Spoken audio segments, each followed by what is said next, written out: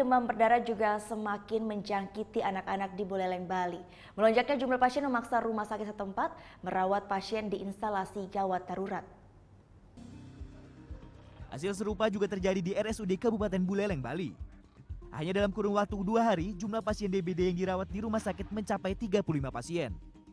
Kebanyakan pasien yang positif terjangkit DBD adalah anak-anak. Sebenarnya dari hari Rabu yang lalu, kirain panas biasa gitu.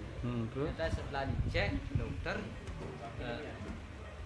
dikasih obat paracetamol, terus kembalilah panas lagi. Rumah sakit dibawa gitu. Ternyata setelah dicek lab positif DB gitu.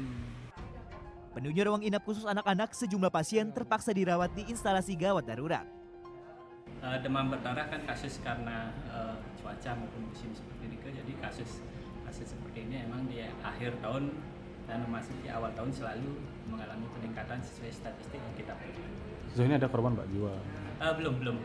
Belum korban jiwa sampai meninggal kita belum ada. Kurang diterapkannya pola masyarakat yang sehat jadi penyebab penyakit ini merebak seperti sekarang.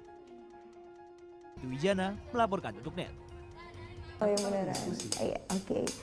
Tapi gue pernah. Nah, udah kan nonton beritanya? Jangan lupa di subscribe, di like dan juga di komen ya akun YouTube dari Net Bali. Terima kasih udah subscribe. Yang belum, jangan sampai lupa di sebelah sini nih.